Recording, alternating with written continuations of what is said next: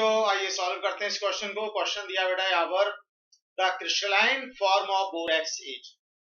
बेटा बोरेक्स का फॉर्मूला होता है Na2B4O7.NH2 Na2B4O7.10H2 ये हमारा बोरेक्स का फॉर्मूला है।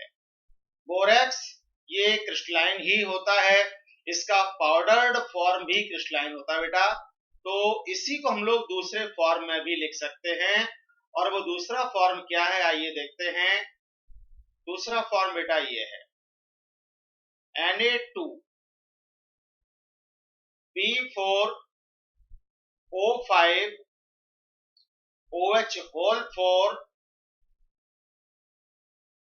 Na2B4OH4.8H2 ये बेटा इसी का दूसरा फॉर्म है। ठीक है बेटा। अब आइए देखिए स्ट्रक्चर इसकी कैसे बनती है। उस स्ट्रक्चर पर बेस्ड ये क्वेश्चन है, तो समझिए स्ट्रक्चर कैसे बनाएंगे।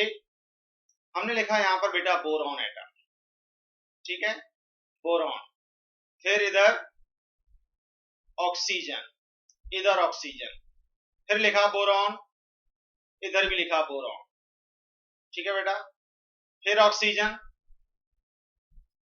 एंड बोरॉन, इधर इन दोनों को हमने जोड़ दिया ऑक्सीजन से। ठीक है बेटा। अब देखो हमें क्या करना है, इन दोनों को हमने जोड़ दिया एक ऑक्सीजन एटम के थ्रू। क्या हो गया B4 1 2 3 4, ऑक्सीजन भी 4 हो गए। O5 करना है, एक ऑक्सीजन चाहे तो आप इनके बीच लगा दो या इनके बीच लगा दो, जहां मर्जी आए। मान लीजिए आपने इन दोनों के बीच में एक ऑक्सीजन लगा दिया। समझ लेना बेटा गौर से स्ट्रक्चर कैसे बनाएंगे इसकी। एक हमने ऑक्सीजन इनके बीच में लगा दिया, ठीक है। अब क्या करना, OH4 लगाने हैं। हर बोरॉन के साथ एक एक OH लगा दो, सिंगल बॉन्ड से OH लगता है। OH हमेशा सिंगल बॉन्ड ही बनाता है, वैलेंसी 1 होती है। सबके साथ आपने लगा दिया OH, चारों बोरॉन के साथ।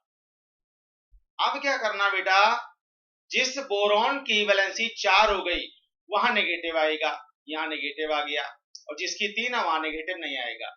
ये हो गया बेटा नेगेटिवली चार्ज। हुआ या नहीं हुआ।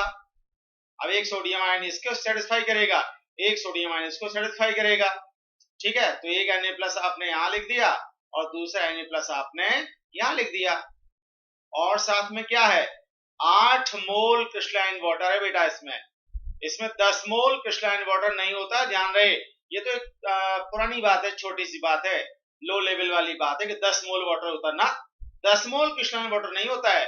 जो क्रिस्टलाइन वाटर होता है बोरेक्स में वो 8 मोल होता है, ध्यान रखिए। ये स्ट्रक्चर हमें याद होनी चाहिए, ये पता होनी चाहिए, ऐसे बनती है। और फिर बोल दूं मैं, borax is a crystalline substance.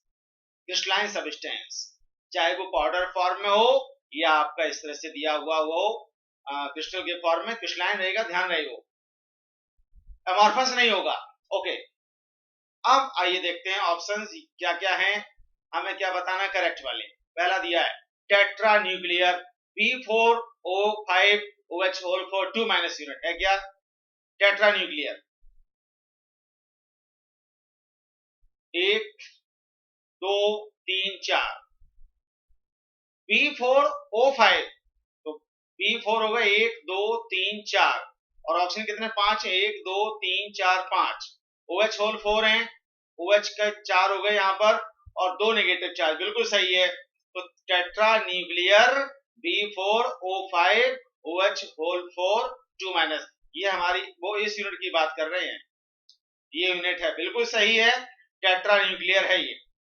Tetra nuclear आप देखो ना, यहाँ पर ये बोरॉन हो गया, ये बोरॉन हो गया, सेंट्रल एटम की बात करें आप तो ये बोरॉन है, ये बोरॉन है, ये बोरॉन है, ये बोरॉन है, ये सेंट्रल एटम है। तो टेट्रा न्यूक्लियर करेक्ट है, ये स्टेटमेंट हमारा करेक्ट है, तो ए हमारा करेक्ट हो गया।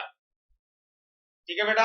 अब B, all boron atoms in the same plane, all boron atoms are in the same plane. ऐसा तो नहीं है बेटा, कैसे पता चलेगा कि वो सेम प्लेन में है कि नहीं है, उनके हाइब्रिडाइजेशन से। तो बेटा जो 3 सिंगल बॉन्ड से बॉन्डेड है वो बोरॉन कैसा है, sp2 हाइब्रिडाइज्ड। 3 सिग्मा बॉन्ड बनाने वाला sp2 होता है, ये भी sp2 है। और जिसने बेटा 4 सिग्मा बॉन्ड बना रखे हैं वो sp3 है। ये sp3 है। नेगेटिवली चार्ज जो बोरॉन है वो sp3 है। ठीक है बेटा, मैं नंबर नहीं डाल रहा हूं 1 2 3 4।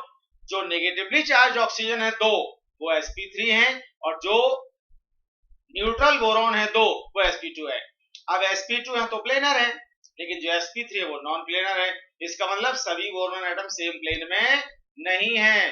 तो ये क्या हो गया, ऑप्शन नंबर बी हमारा इनकरेक्ट हो गया। सी की ओर चलते हैं। Equal number of sp2 and sp3 hybridized boron atom. हाँ, ये बात सही है।